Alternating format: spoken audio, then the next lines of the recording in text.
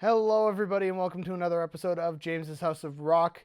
I am here today with guest Luke McCarthy. Hello. Let's get right into the interview, I suppose. What got you into music?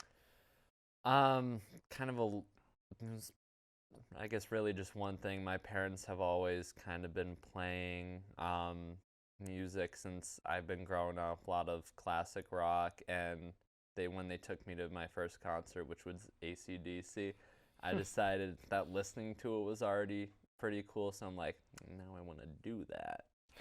So So, how long have you been playing music? I started playing the saxophone actually in fourth grade, but I stopped that because I just couldn't continue on.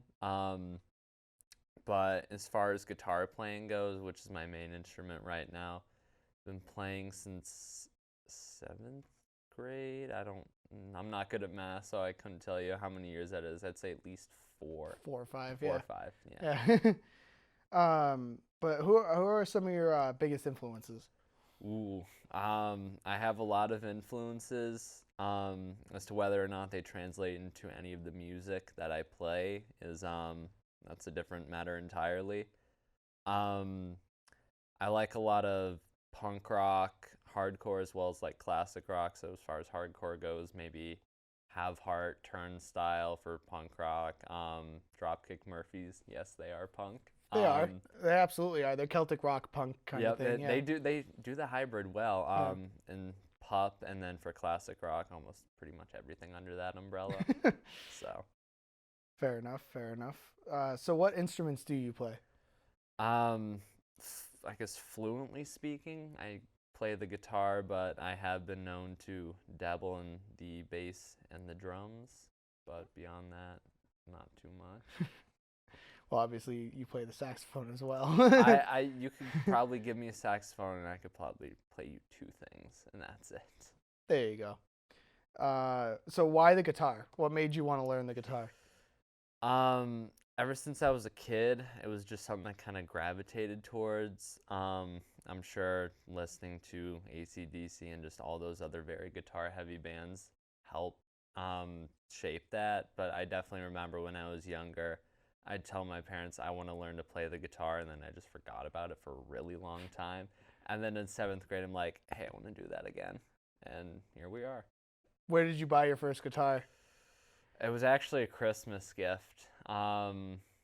I think my parents got it at like Guitar Center. It was like part of one of those very basic starter packs, but I've since moved up and acquired quite the collection since then. As most guitar players do. It's a problem. Yeah.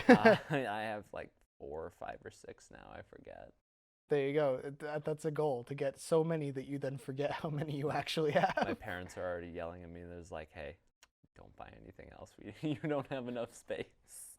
When has that ever stopped anybody, especially a musician, from buying more music equipment? It has not stopped me. Yeah. Impulse buy. It's a real thing. So in the time that you've been playing music, have you been a part of any bands? I've been a part of, I suppose you could, maybe 3, but I only consider kind of one of them real. My first band was something from 8th grade. I forget what we called it. I think we played like a couple of the assemblies, but the members kind of just gradually fell out with one another. And then the second one, you actually had a brief tenure in this one, and they were called I Saw a Horse. That one's the one I kind of consider to be the most real, just because we actually went out and played more.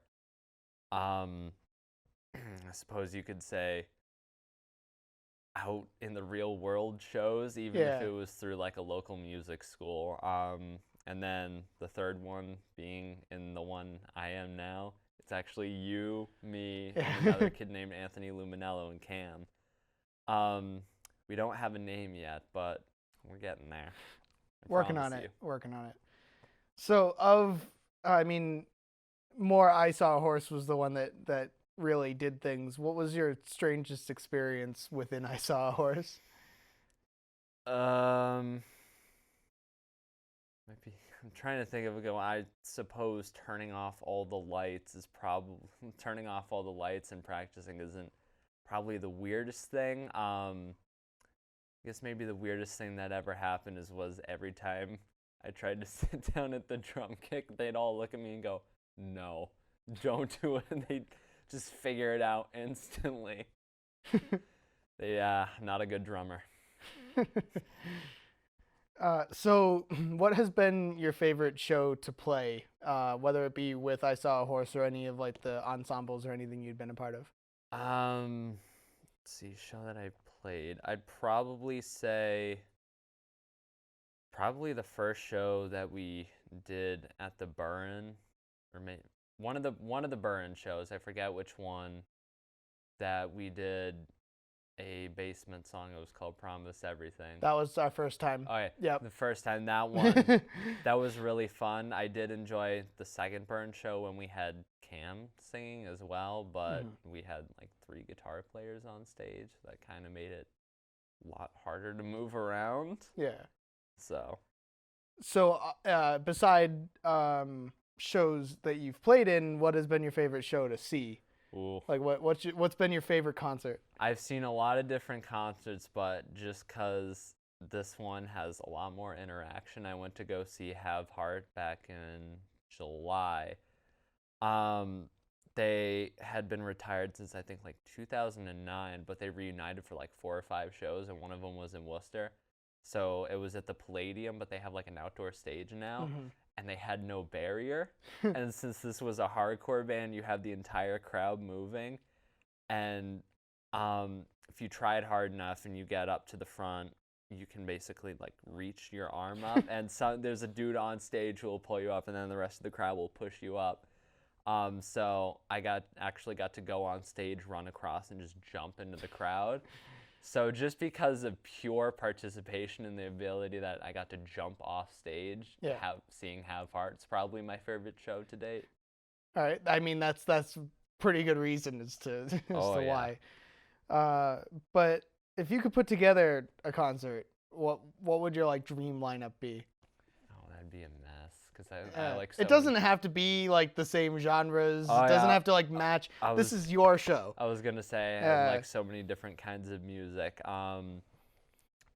Probably Pup. Maybe Basement. Turnstile, definitely.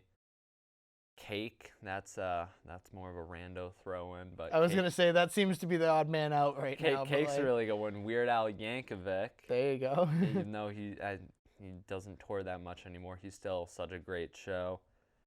And maybe I'll throw one more. Can it be someone who is since retired? Why not? From Member Death? I'd say Nirvana. Nirvana? All right. Yep, just because. That's a little bit more than a Member Death, but like. Yeah, but if you've ever seen like old videos of Nirvana, it's like the crowd is just wild. Yeah. I'd go see that. Like, I think I'd go to that show. I've yet to see Cake. I have seen Weird Al. Cake is really good live. They give away an apple tree in the middle of the show. They're all really big activists. They're like, "Hey guys, so we're gonna give away this tree that we need you to plant because the environment, but you have to guess what kind of tree it is first." And you had everyone throwing out like pine, oak, all this, and someone's like apple tree, and they're like, "Yep." So how would I feel like that'd be a little bit hard, because how would you just like store an apple tree? Well, you know, like until the show's over. You know those Berlin? No, they give it out on stage in the middle of the show, and this poor person has to walk back to their seat with an apple tree. It was stored in like one of those burlap bags with all the dirt in it. It was like it's a partially grown apple tree. So interesting. They just have to lug it back to their car in Boston. Interesting. All right. So whether it be in the band we're currently in or any future musical endeavors, what would be your dream venue to play? I'm gonna sound like such an elitist for saying this. Just because it's a very small place, but a lot of like very underground bands have played. There's probably Sneaky D's up in Toronto. Okay. They've had a lot of good music come out of there, or maybe Lee's Palace, just because Scott Pilgrim. Okay. Both are in Canada, but they definitely have a very well-known reputation for up-and-coming bands. All right. Both. Honestly, I think both of those are relatively obtainable as well. Yeah. Hopefully. So have you ever recorded anything or anything released? I actually have. There are 3 different songs I've done with summer program through the Real School of Music. Each, actually, and there might be 4 or 5. Each drastically different from one another. I know there's like kind of a heavy metal song. There's one that's basically just like we wanted to poke fun at the ire of breakup songs, so it was kind of that. A concept song about Mondays and why they're terrible, and then another concept song somehow relating to Alice in Wonderland and friendship. All right. And all these are on YouTube, unfortunately. So if I can dig those up, they'll be on the more information tab on the James and Sessa Rock website. Please don't. The viewers need to see it. They really do. The heavy metal one, I had someone like do black eyeshadow, so it looked like Alice Cooper. I think I've seen that one. Yeah, you might have. All right. So what's your next project? What's next down the pipeline? I think right now it's codenamed Of the Frogs. That's something you came up with. I remember him and I actually had a practice last night. We were discussing what the band should be called amidst me standing like a goon and playing Spoon Man in between the talking. We came up with a couple different names, but I know we got you, me, Anthony, and hopefully Cam. That's yet to be determined. But I feel like just the stuff that we're doing is actually going to work. It feels natural. It doesn't feel forced. It doesn't feel like someone else is trying to dictate what I'm doing. Maybe that's because I'm the only guitar player. True. But at the same time, it's a lot easier to work with than other moments I've had with in the past. All right. So what would be the easiest place for people to find you? It's kind of a weird question because right now I don't have anything out. I mean, I have like an Instagram, but I mean, like in the future, if when Of the Frogs starts to get rolling a bit more, I definitely think we'll be putting stuff up on Spotify. All right. And all that jazz. Yeah.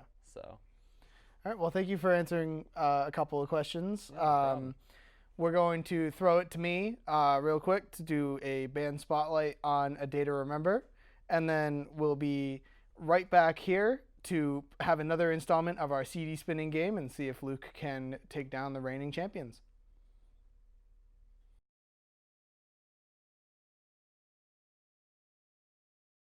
Hello, everybody, and welcome to another band spotlight. Today we have A Day to Remember. So, A Day to Remember was formed in 2003 in Ocala, Florida, by members Tom Demney and Bobby Scruggs, which is just the coolest last name, if you ask me.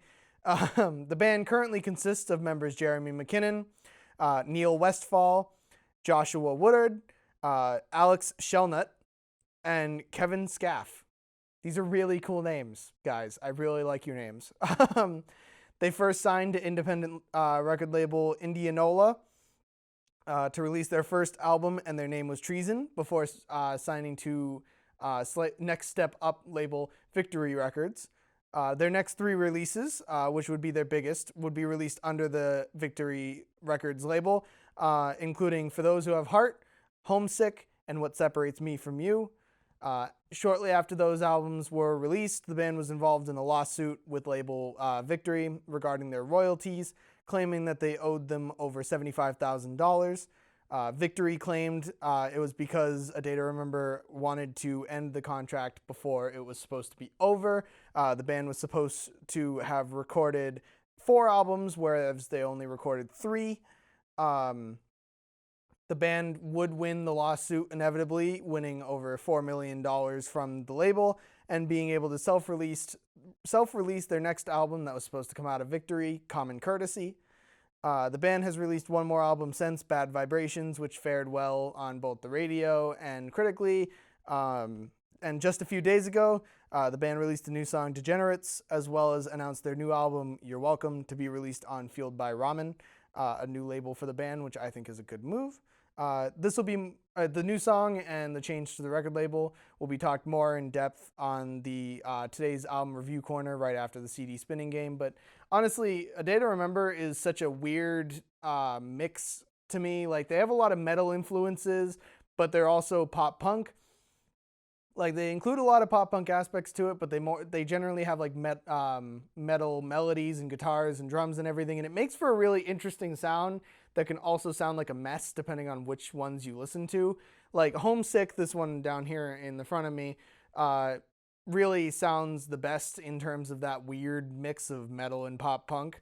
I've seen A Day to Remember twice. They weren't very good the second time, but they were very good the first time. They're a very hit or miss band live. I'd love to see them the third time for a little bit of a like redemption show. But they're definitely a band that I would suggest you guys check out for both metal lovers and pop punk lovers. We're now going to throw it back to Luke and I playing the CD spinning game. But remember, guys, that the links for all of this will be on the More Information tab on the James Hustle Rock website or in the link in the description below if you're on YouTube. See you guys next time. Hello, everybody. I hope you learned a little bit more about A Day to Remember. But for right now, we're back for another installment of our CD spinning game. Today we have our guest Luke McCarthy trying out to take the reigning spot from our current champions Emily Campagna and Noah Walsh of Whale Watch. So, I mean, I let you have a couple practice rounds. We did it off camera this time.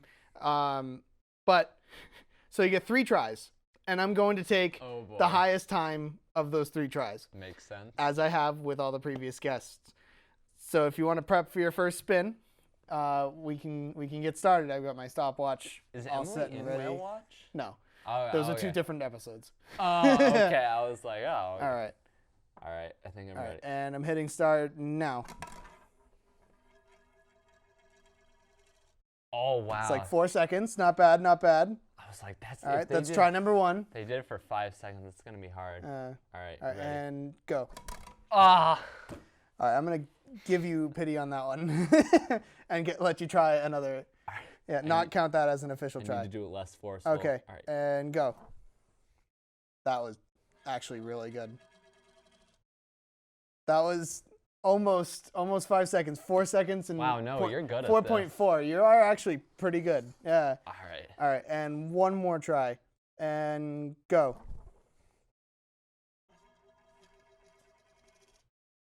Pretty much the same. How did he do that for 5 seconds? No idea. But this isn't the end for you. If you are curious, we will be doing a future episode where we have as many guests as would like to come back, try again for a second time around. Sometime later this fall, sometime early next year. We'll see what happens on that one. But so that was the CD spinning game. Our dumb game that we've been having a lot of fun with this season. You could also do like... For right now, we're going to throw it back to me real quick for an album review corner on the new A Day to Remember song Degenerates, as well as my opinions on their switch to Fueled by Ramen. And then we'll be right back so that Luke can give his closeout recommendation and we can have our final remarks. Hello, everybody, and welcome back to another album review corner. Today we'll be talking about A Day to Remember's new song Degenerates, as well as their decision to switch to the not independent anymore, record label Fueled by Ramen. I think this was a really good choice for the band, but it is a little strange to me, the genre difference, because, I mean, Fueled by Ramen in the recent years with bands like Paramore and Panic at the Disco and 21 Pilots and Fun has just been more focusing on like an indie rock, indie pop kind of feeling. And I feel like A Day to Remember doesn't really fit into that window. But I mean, Fueled by Ramen has been generating fantastic music since their inception. So I do trust them. I think ultimately it's a good choice despite the differences in genre. The one thing that I do appreciate from A Day to Remember is how much they're able to switch their sound around a lot. And this is true to their new song Degenerates, which sounds even much more different than Bad Vibrations or anything of their older stuff. I mean, it has the same kind of pop punk, leaning more towards on the pop side, feel that like What Separates Me From You had. but still, like, it is a brand new sound, and I like that A Day to Remember is capable of switching around so often. So I'm excited for the new album, You're Welcome. It's set to come out sometime later this year in the fall, and we'll be doing a full review here on the show when it actually does come out, if the show is still running at that time, which it should be.